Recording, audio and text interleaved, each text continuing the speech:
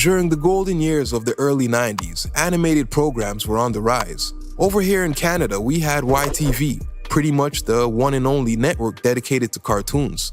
As a kid, I couldn't help but feel envious of those Americans down there. Damn it, they had everything. The Disney Channel, Cartoon Network, and last but not least, what I deemed as the holy grail of kids programming, Nickelodeon.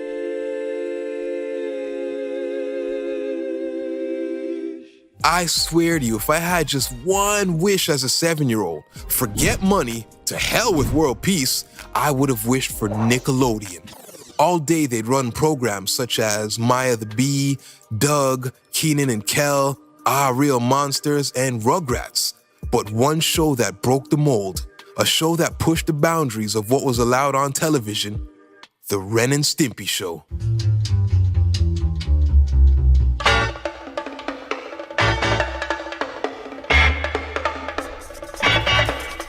The series debuted on August 11, 1991, and was created by a man named Kricfalusi. For now, we're gonna put this name in a box to the side, but don't forget it, we'll touch more on that towards the end of the video.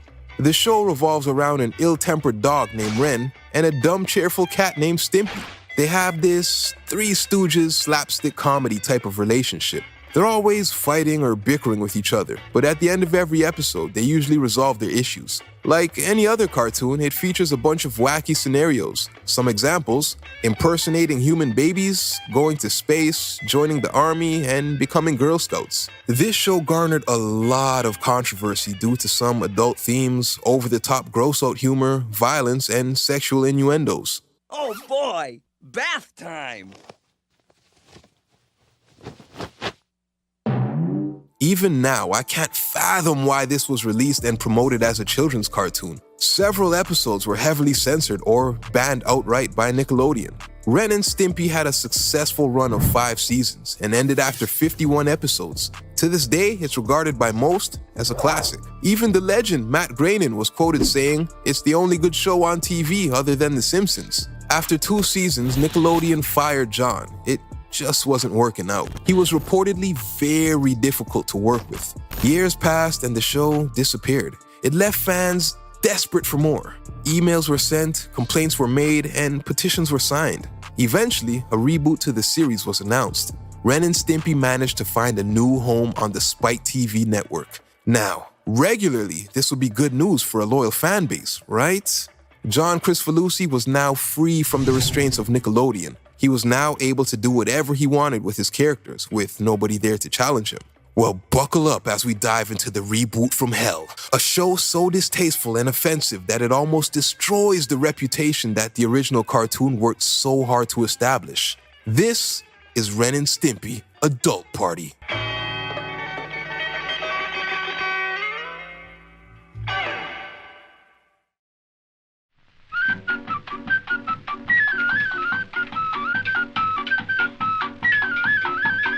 The series premiered on June 26, 2003, but 4 weeks later, on July 24th, it was removed from the network. Only 3 episodes were aired before Spike TV said enough is enough. They made the call and told John's team to halt production immediately. At that time, a total of 6 episodes were completed, so let's explore these episodes and see if they really are that bad.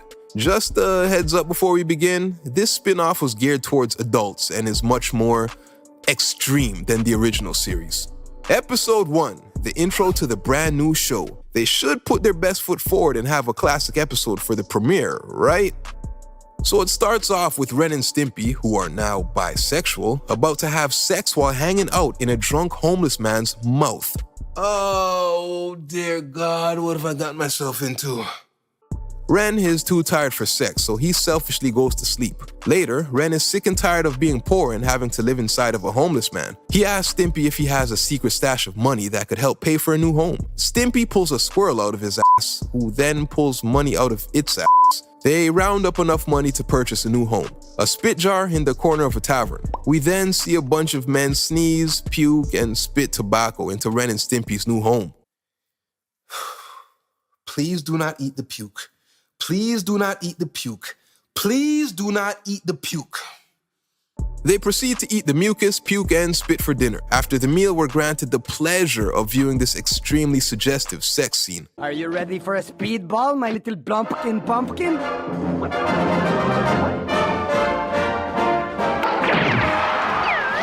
They make so much noise, the owner of the bar kicks them out and they are forced to move back into the homeless man. Wow.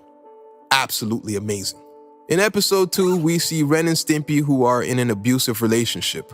Ren announces that he'll seek professional help. At therapy, we explore Ren's traumatic childhood. Apparently, the doctor made him cry at birth and he vowed to inflict that same pain on others. We see Ren as a child torturing a bunch of insects. After he grew numb to punishing tiny bugs, he stepped it up to the next level. Amphibians. He goes on a rampage, violently killing a bunch of frogs. Well, what are you waiting for? Do it! Come on, I dare ya! Finish the job, you b****y! Once his parents find out about his disturbing hobby, they discipline him and then force him to put the little frog out of its misery. Ren goes out back to the finishing tree to kill the frog. This, for some sick-ass reason, causes his parents to get horny and start f***ing right there in the living room. We then see Ren whisper a secret to the doctor. It must have been something really fucked up because the two of them immediately get into a fight. Ren ultimately wins, murders the doctor, and then is committed to the psych ward. Wow. Amazing. In episode 3, Ren and Stimpy are fire dogs again, a callback to a classic episode from the original series. They impress the fire chief so much that he tells the pair to come live with him. Turns out the fire chief is a sick freak and we hear something I never thought I'd ever hear in a cartoon. Hey, you guys want to watch me take a dump? Yes! We then get this extremely prolonged scene of the fire chief taking a shit. Literally, it's like 1/4 the length of the episode. After he flushes, they decide to go have a night out as bachelors. So they're at dinner and it's animated so lazily. There's continuity errors all over the place. 1 second there's a pizza on the table, then it vanishes and comes back and goes again. And why is there a naked old lady in a fucking restaurant? They go back to the house because the chief is planning to hook up with some bimbo. But before she arrives, guess what he does to prepare? Of course, takes a big shit. He clogs the toilet, forcing Ren and Stimpy to spend literally another 5 minutes trying to unclog it. The bimbo shows up, they bang for 12 seconds, he kicks her out and then falls asleep. Unfortunately for Ren and Stimpy, the fire chief has night terrors. He has a bad dream about circus midgets and unknowingly attempts to kill the two. The morning after, instead of saying thank you for a great night, thank you for cleaning my shit, thank you for forgiving my attempted murder, what does the chief do? I love you guys. You're fired. Now, these were the 3 episodes that survived long enough to even air on Spike TV. If I could pinpoint an exact moment, I'd guess that 5-minute shit scene was the final straw. They realized they made a huge mistake. This was not the classic from the 90s. This was a shell of its former self at best. This was a sad attempt at some frat boy shock jock humor, and it just wasn't funny or entertaining. There were 3 more episodes in the vault, and to be fair, I guess they could get better. So let's dive into the remaining episodes that were released years later only on DVD. Episode 4. I won't spend too much time here because this is a real perverted horn dog kind of episode. It features a bunch of huge-chested women and excessive coarse language, which is a sad attempt at humor. Plus, if I show scenes like this, YouTube might ban my damn account. Oh, what an adorable pussy! Hey! Let me pet the pussy! Is that a retard? I want to pet the pussy! Damn. Long story short, Stimpy is jealous because Ren is drooling over women at the beach. Shortly after, Ren starts molesting women and fakes drowning in hopes he'd receive mouth-to-mouth resuscitation. Later on, Ren continues his perverted ways and becomes a washroom attendant. Some ladies strip down and then hang a towel on... they hang the towel on his... Yeah, the ladies go shower. Ren, being a kind pervert, offers to clean the ladies' tits. Stimpy, being jealous, connects a nozzle to his dick. He then proceeds to skeet shampoo all over the women. In their hair, all over their faces, in their mouths. Bruh. In episode 5, a woman and her son, who has no head for whatever reason, are down and out. Ren and Stimpy decide that they're going to build them a house. See, now that's pretty nice of them. That's pretty nice. I legit have a good feeling about this episode. Ren and Stimpy go and gather a bunch of lumber. Then we see them sawing wood in order to build the house.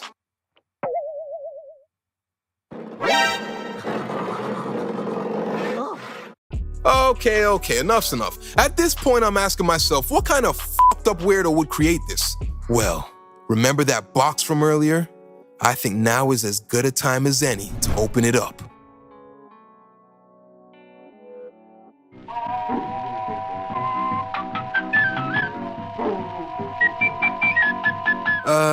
Just a disclaimer, over the next few minutes I'll be addressing some disturbing topics. Rape, pedophilia, sexual harassment, just consider this a trigger warning. Feel free to skip ahead if this kind of stuff deeply offends you.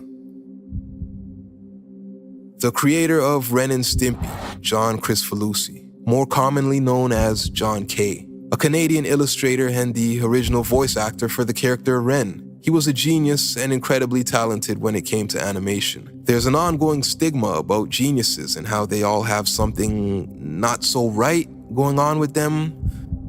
John K. was known to be a loose cannon. He was very rude and almost impossible to work with. Many stories surfaced of him yelling and arguing with the writers and animators. He had this psychotic obsession with perfection for the vision of his show. If he was ever challenged, he would lash out. Once, he was met with resistance from a producer. He told the woman, and I quote, "Go fuck yourself." As I stated earlier, Nickelodeon fired John after 2 seasons of Ren and Stimpy. The reason? Chalk it up to creative differences. And he'd often miss the deadline to hand in new episodes. The show continued for an additional 3 years without the involvement of Kricfalusi. This didn't sit well with him at all. Now, there was a disturbing little-known secret within the industry. John K. preferred the company of younger women. One of them's a hot chick with big cans and nice legs. Who drew that? You? She's underage, too. Yeah, very nice. John was known to fly aspiring artists out, and they would live with him for a prolonged period of time. He liked to call it an internship. A lot of people knew what was happening behind closed doors but chose not to speak out, maybe in fear of losing their jobs, or maybe they were into the same kind of unacceptable behavior. In 2018, an interview from BUZZFEED was released. 2 victims outed John K. for all his wrongdoings. In 1997, a girl named Robin Bird had dreams of being an animator, and John K. took her under his wing. They spent lots of time together. They grew closer and closer. Only problem with this is that Robin was only 16 years old at the time. It had developed into this weird sort of romantic thing over the time that I had been talking to him. He used his manipulative ways to groom her, and this would eventually lead to a sexual relationship. He even went so far as to take several pictures of her during the act. Robin had no idea these pictures existed. He would go around showing his other buddies the pictures. Still, nobody spoke out.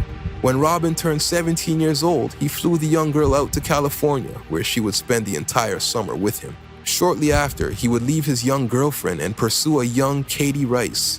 She was 14. They stayed in contact until she was 18 and started working alongside him at his home studio. He'd do weird stuff like walk around naked and joke around by telling his friends, "One day I'm going to rape her."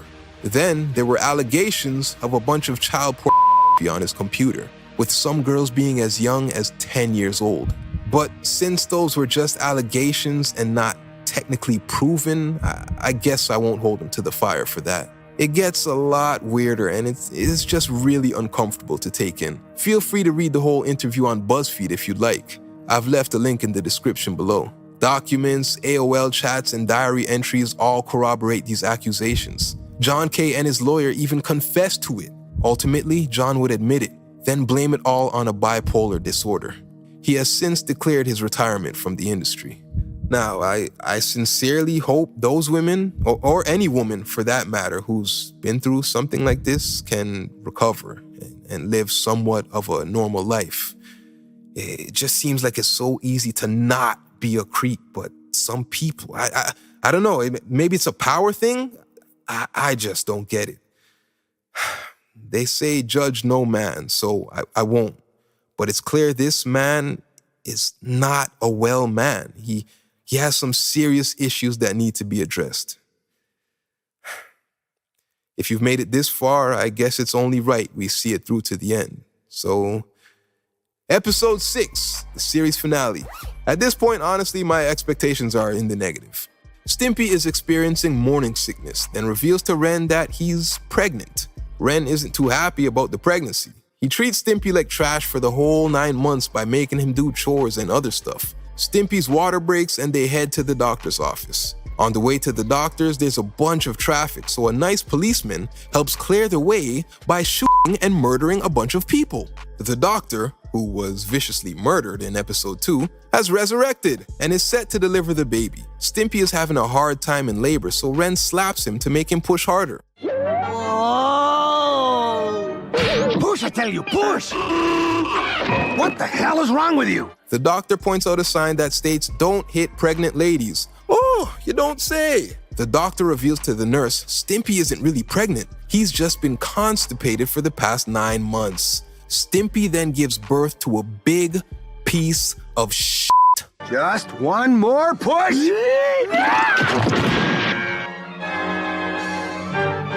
And just when you thought it couldn't get any worse, the doctor asks what sex they want the baby to be. Turns out, they want a little baby boy. So the doctor then gives the piece of shit.